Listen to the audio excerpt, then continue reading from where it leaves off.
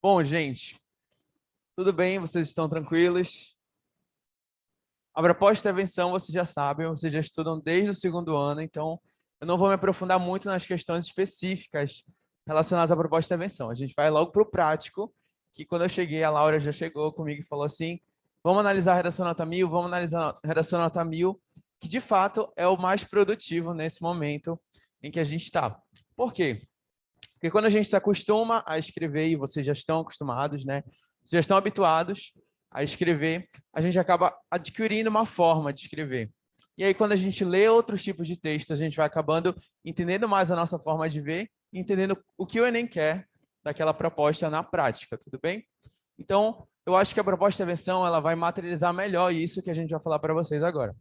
Primeiro, a gente tem que lembrar que a proposta de intervenção ela vale 200 pontos, isso é básico, e que ela vai estar na competência de número 5, sendo avaliado lá. Mas o que significa propor? Significa dar sugestão, sugerir alguma coisa e principalmente indicar uma mudança, o ato de intervir uma influência em determinada situação de tentativa.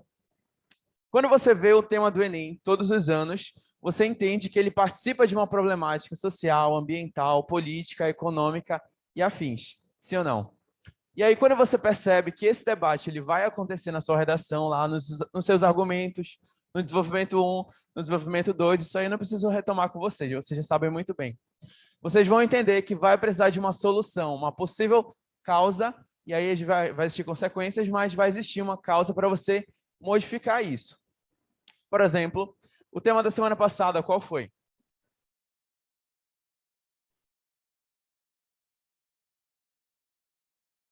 Isso. Quando a gente está falando desse debate, por exemplo, sobre drogas, a gente já pensa sobre possíveis propostas de intervenção para poder modificar esse cenário. Vai depender do quê? Do que a gente argumentou. Se a gente entende que o problema das drogas está na questão educacional, nossa proposta de intervenção vai estar relacionada com o quê? Educacional, porque tem que estar relacionado ao nosso argumento, sim ou não? Quando eu penso nisso, quando eu relaciono a minha proposta com o meu argumento, eu já vou identificar quais são os elementos que eu vou estar utilizando aí. E por que o Enem ele considera elementos válidos? E o que o Enem considera como válido na proposta de intervenção? E o que é o detalhamento? É isso que a gente vai falar agora, tá bom? Primeiro eu vou falar sobre o que é não ser, o que não fazer na proposta, tá bom? Primeiro, você não tem que usar ideias clichês, genéricas. Eu ainda vejo algumas gerações utilizando isso. Evita, no momento. A gente não vai estar utilizando essas ideias clichês. Lembrar que é o que a gente falou aqui do projeto de texto, sem fazer uma proposta de intervenção, sem relacionar com o argumento, aí você não está articulando ali a coerência, a coesão do seu texto. Então aí você pode perder, não na competência número 5, tá? Mas também na competência número 3, que vai falar sobre a relação das ideias, o encadeamento das ideias. Tudo bem? Não desrespeitar os direitos humanos, tá bom? Então vamos respeitar os direitos humanos. E a proposta deve ser pontual, mas ela não pode ser definitiva. Você não tem que ver a proposta como um projeto final daquilo, porque é só uma proposta, você está só dando uma sugestão. Vocês estão conseguindo compreender até aqui, né? Então vamos falar um pouquinho sobre esse agente, que é quem faz tudo. Bom, eu acho que eu já falei isso aqui com vocês, sobre essa divisão dos estados, dos três poderes e tudo mais. Mas, principalmente, o agente que a gente vai colocar, eu vejo muita gente utilizando o estado. E tá ok. Essa divisão a gente vai entender um pouquinho sobre um processo histórico de formação do estado, só para a gente entender um pouco mais. Que começa lá com Aristóteles, quando ele inicia os seus estudos sobre a política, e ele divide os poderes em poder deliberativo, poder executivo, poder judiciário. Depois, anos depois, o contratualista John Locke defende, segundo o Tratado sobre o Governo Civil, as três responsabilidades do Estado, no caso, o Poder Legislativo, formular leis, o Executivo, aplicar essas leis, o Federativo, tratar de questões de ordem externa, enfim. E o Poder Legislativo é superior aos outros poderes. Por fim, Montesquieu, e temos o modelo mais aceito hoje em dia, que é o Executivo, o Judiciário e o Legislativo. Para que eu estou fazendo isso? Porque eu quero falar sobre o agente, tudo bem? Como a maioria dos agentes que a gente utiliza na proposta de intervenção é o Estado, então é melhor a gente conhecer essas funções do Estado. Poder Executivo. O Poder Executivo ele vai estar dividido na presença do Presidente da República e dos seus ministros. Então, quando você cita lá, cabe ao Ministério da Saúde, você está utilizando o Poder Executivo. Tudo bem? Então, posso colocar, se o Poder Executivo ele está lá para aplicar as leis, para executar as leis. Eu posso colocar que o Poder Executivo, o Ministério da Saúde deve formular uma lei? Não. Isso daí vai estar sendo incoerente com a proposta de intervenção. Porque é necessário desse conhecimento de que o Ministério não produz lei. Quem vai produzir lei vai ser um outro elemento, que é o Poder Legislativo. Tudo bem? Então, esse Poder Executivo ele vai estar dividido em âmbito federal, presidente da República e os ministros.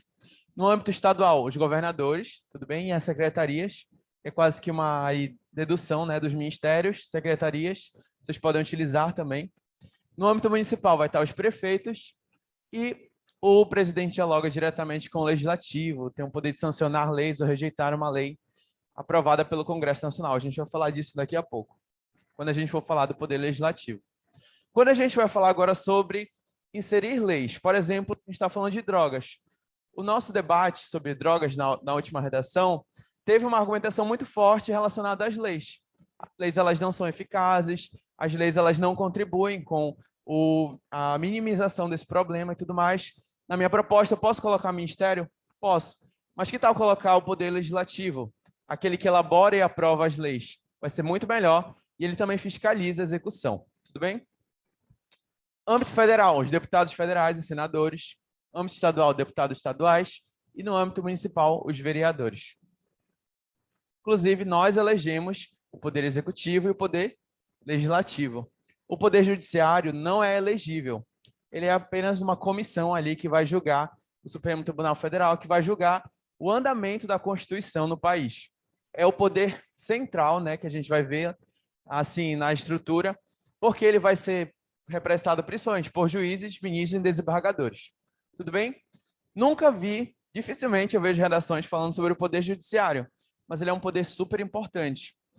De que forma posso citar o poder judiciário na proposta de intervenção? Dizendo que o poder judiciário pode investigar ou pode instruir o poder executivo, os ministérios, as autarquias, as secretarias municipais, instruir elas sobre as relações constitucionais, as relações de lei. Tudo bem? Por exemplo, vocês estão vendo agora o quê? Em notícia, que está correndo agora nos jornais. CPI.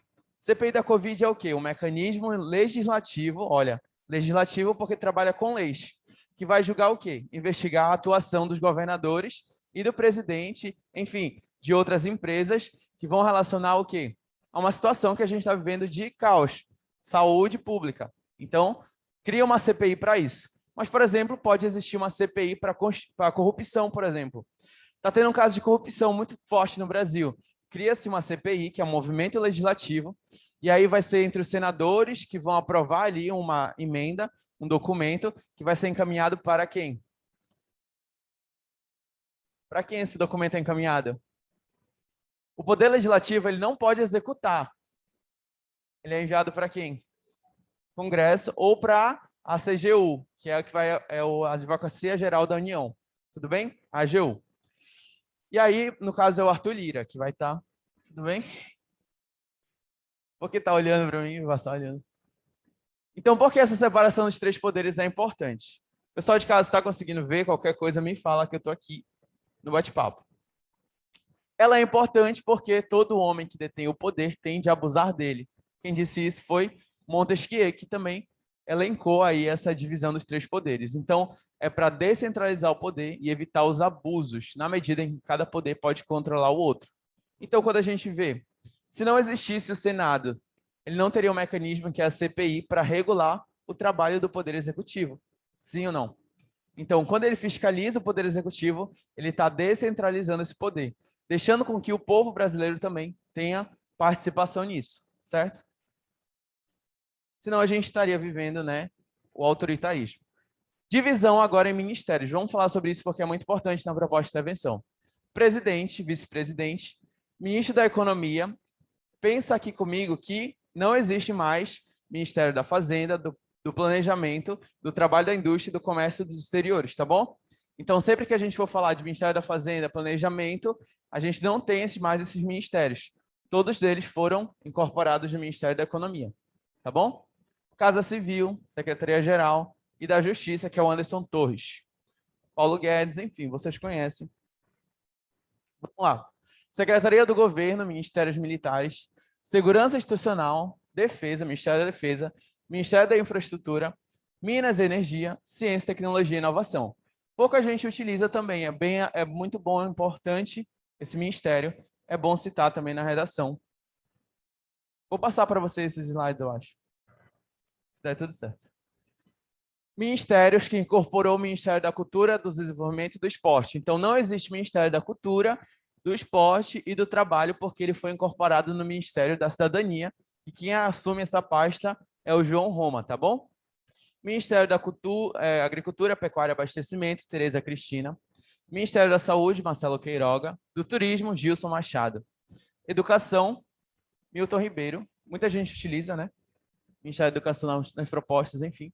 Relações Exteriores, Ministério do Meio Ambiente, Ministério da Mulher, da Família e dos Direitos Humanos, também é muito recorrente nas gerações de nota 1000. Ministério do Desenvolvimento Regional, que incorpora o Ministério das Cidades e da Integração Nacional, Controladoria Geral da União, Advocacia Geral da União e Banco Central. Esse aqui que eu falei para vocês, que ele vai aplicar, no caso, emendas, vai ler emendas relacionadas à corrupção, relacionadas a todos os problemas que tiver no Brasil, vai ter uma advocacia que vai juridiciar todos os problemas relacionados a isso. Tudo tranquilo até aqui? Quais desses vocês já usaram na redação?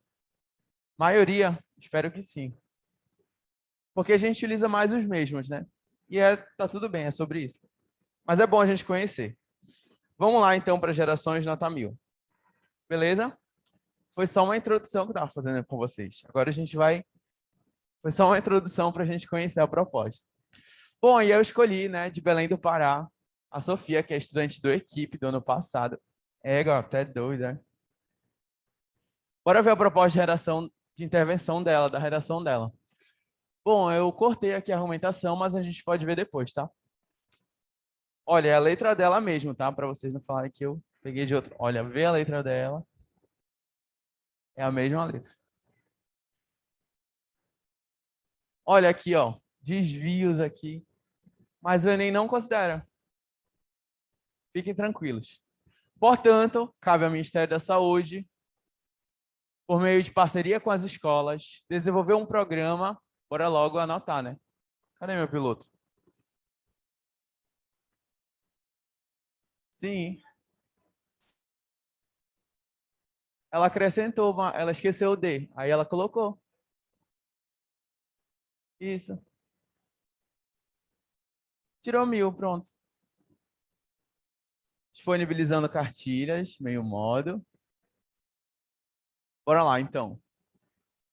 Cabe ao Ministério da Saúde, por meio de parceria com as escolas, desenvolver um programa de assistência e informação relacionado às doenças mentais, tema do ano passado, disponibilizando cartilhas que ajudem os estudantes a entender os sinais de má saúde psicológica, a fim de combater a ideia de que ela é um sinônimo de fraqueza ou anormalidade. Beleza? Tem muita coisa diferente aí que a gente já não sabe. Não, pode falar. Certo? É o agente, o 1. Certo? A ação é o 2, meio modo é o 3 e a finalidade é o 4. É só para a gente ver os elementos. Só isso. Detalhamento? Mistério mesmo. Acho que aqui é melhor, deixa eu ver. Ah, não, aqui já é o texto dela. A gente pode ler o texto também, é melhor, né? Só queria mostrar para vocês. Olha, depois ela coloca uma outra proposta auxiliar para fazer 200 na competência número 3. Esse mesmo ministério deve também desenvolver campanhas em universidades e repartições públicas que incentivem a procura de profissionais de saúde em casos de transtorno, a fim de evitar o suicídio. Pronto. Somente assim a história dos brasileiros com doenças mentais será diferente narrada por o papel. Tudo bem, professor? Agora a gente pode ler, Ederson.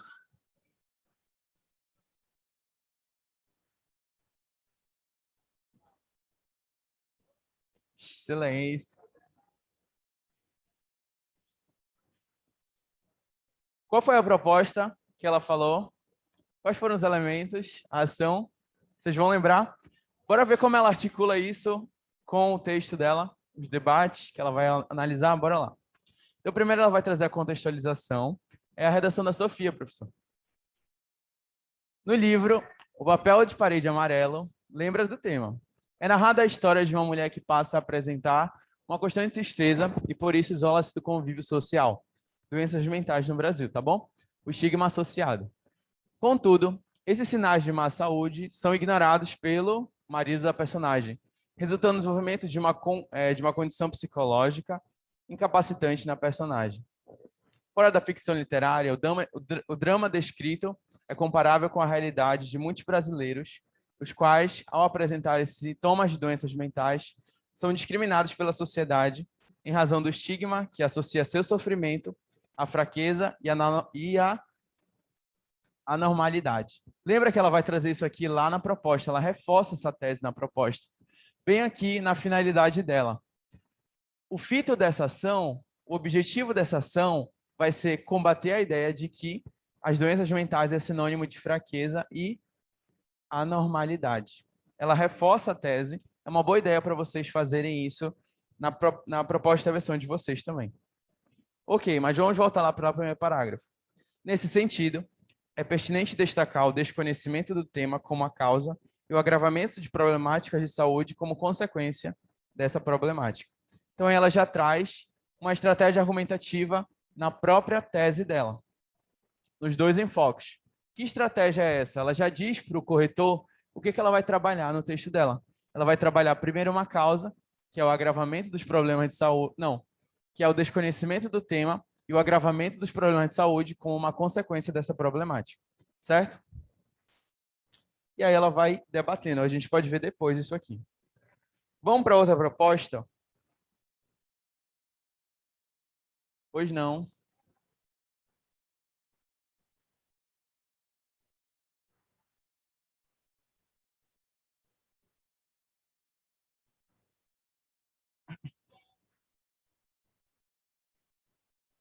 Não. Tanto é que vai estar no primeiro parágrafo e a proposta vai estar no quarto. Não vai estar no mesmo parágrafo. Não, a gente leu o primeiro parágrafo ainda agorinha. Aí eu só fiz um paralelo com vocês, como ela relaciona a argumentação com... Oi? Não. O que ela debateu. Porque o tema do Enem era o quê? Vamos relembrar. O estigma associado. Ela identificou o que é esse estigma. O estigma, principalmente, é quando as pessoas associam as doenças mentais com o quê? É isso que ela vai defender ao longo do texto. Então, na proposta, ela vai combater isso. A proposta não é sugerir uma solução a essa problemática. Então, como é que a gente combate isso?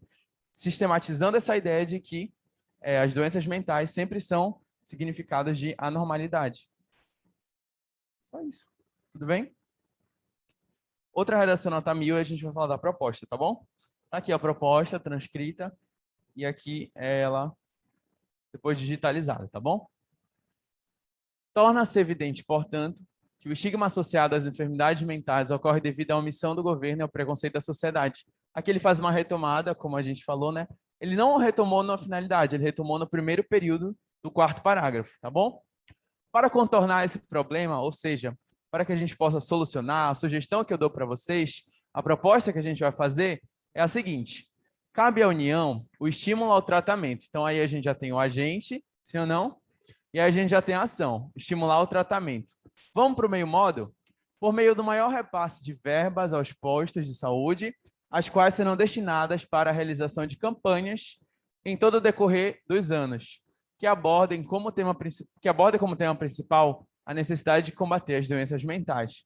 Olha só, ele precisou dar um enfoque muito maior na aplicabilidade, porque ele entendeu que o detalhamento maior pode estar aqui no agente, mas ele entendeu que vai fazer muito mais sentido se tiver na aplicabilidade. Essa proposta ela vai conseguir ter mais efetividade se ele conseguir detalhamento no meio modo, tá bom?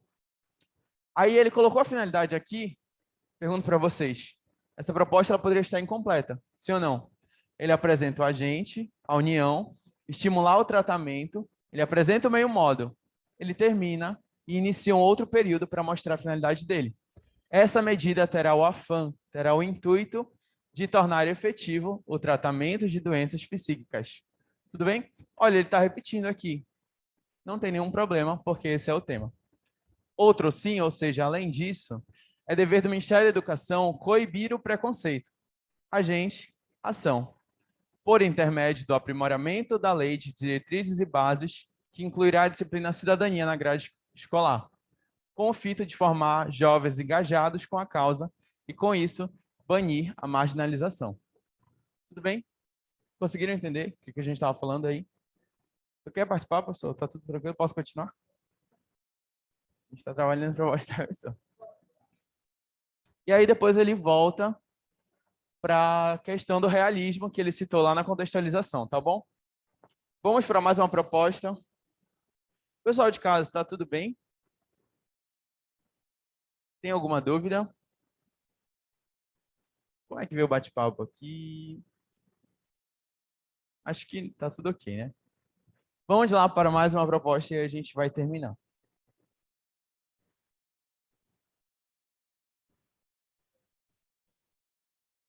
Esse é o quarto, a proposta. A gente está vendo de vários alunos. Certo, tá tudo bom? Não. A aula é sobre proposta de intervenção. Tá tudo bem? Bora lá. Quarto parágrafo de proposta de intervenção, tá bom? Urge, portanto, que o Ministério da Saúde crie uma plataforma por meio dos recursos digitais. Olha, uma proposta diferente. Uma proposta bem diferente. Eu acho muito bacana quando tem isso. Que contém informações a respeito das doenças mentais e que proponha comportamentos e atitudes adequadas a serem adotadas durante uma intervenção com uma pessoa que esteja com alguma patologia do gênero. Bom, a proposta dele é basicamente a de que o Ministério precisa criar uma plataforma, um aplicativo. Esse aplicativo vai ser viabilizado por meio dos recursos digitais, a internet. Pode ser um perfil na rede social. Vamos detalhar melhor isso? Ele colocou meio modo. Vamos detalhar. O que vai ter nesses perfis? Eles vão ter o quê? Vídeos explicativos, que vai ter informações que vão estar relacionadas aqui às doenças mentais, mas que elas vão trazer o quê? Elas vão fazer com que as pessoas entendam quais são os comportamentos e atitudes que elas deverão tomar quando elas virem situações relacionadas à interação com uma pessoa que esteja com alguma patologia do gênero. Ou seja, é uma proposta muito específica, mas também muito eficaz. Porque, de fato, se as pessoas elas estão estigmatizando, porque muitas vezes elas não sabem como socializar essa pessoa. Às vezes ela pensa que só incluir ali naquele grupo de amigos vai estar ajudando com que ela tenha uma minimização desse problema, o que não é verdade. Então, quem é que tem que fazer isso, segundo a proposta dele? O Ministério da Saúde. Se as pessoas elas não estão incluindo as pessoas com doenças mentais, se elas ainda possuem o estigma, esse preconceito, então é necessário que o Ministério da Saúde combata isso. Então, bora só, a gente já tem essa ideia. Ele já falou isso ao longo do texto todo. Porque o texto todo dele, ele reforçou a tese de que é um problema, de que traz consequências graves, ele trouxe as causas e as consequências, e agora ele vai resolver isso.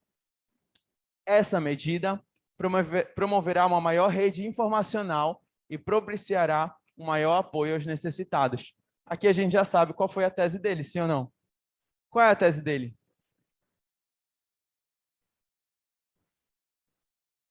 Eita, eu estou grifando errado.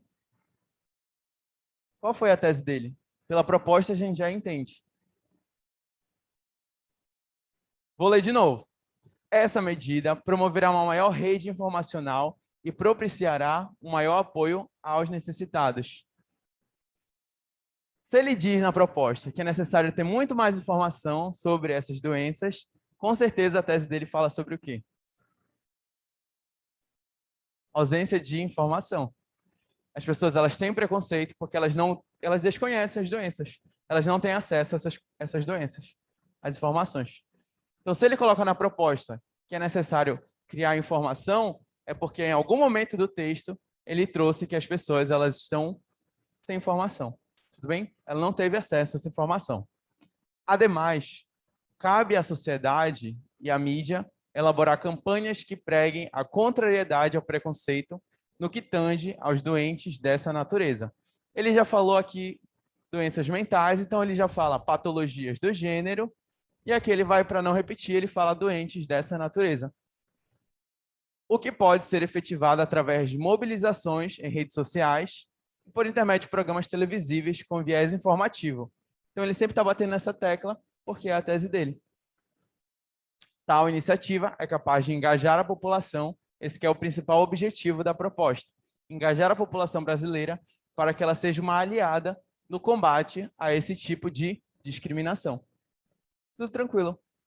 Com isso, a ideia platônica será convertida em realidade no Brasil. Com certeza, essa aqui foi a contextualização dele. Pela proposta de intervenção, a gente já entende como é que um texto ele se estrutura.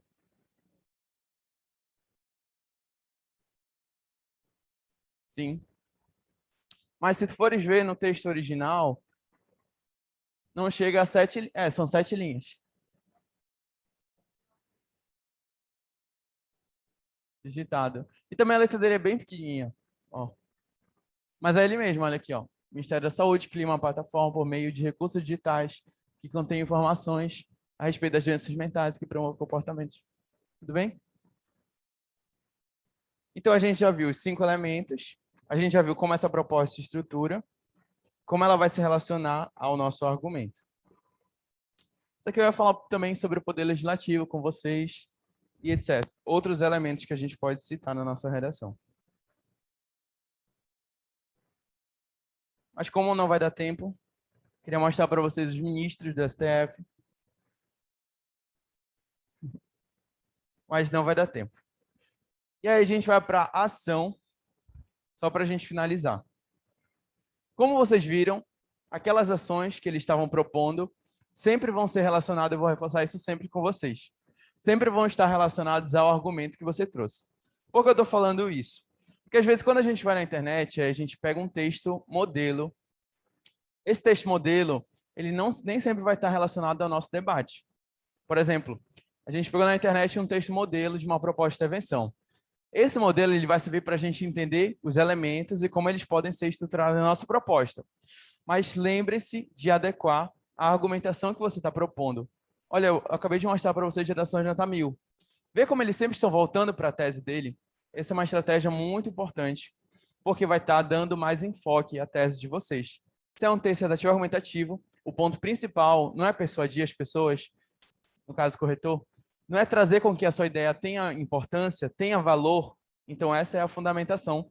E a ação é um ponto principal para isso. Tudo bem? Então, pegou um texto na internet, pegou um modelo, não sei. Eu vejo muita gente pedindo, me manda um modelo, professor. Vai depender da argumentação, eu falo muito isso. Então, se você tem um modelo já de proposta de intervenção, não se esqueça de articular a sua argumentação. O maior problema, às vezes, da proposta é que ela não está relacionada. Ela tem os 5 elementos. Ela tira 200 na competência número 5. Mas, pelo fato dela não estar relacionada à argumentação, pelo fato de ser uma proposta muito vaga, uma proposta muito genérica, não está relacionada à argumentação, ela pode acabar perdendo a competência número 3, que vai falar sobre a coerência das ideias. Tudo tranquilo? Vocês entenderam esse ponto que eu queria mostrar para vocês? Esse é o ponto principal da aula de hoje. Certo? Professor, você quer falar alguma coisa? Já terminei, professor. Já dei meu recado.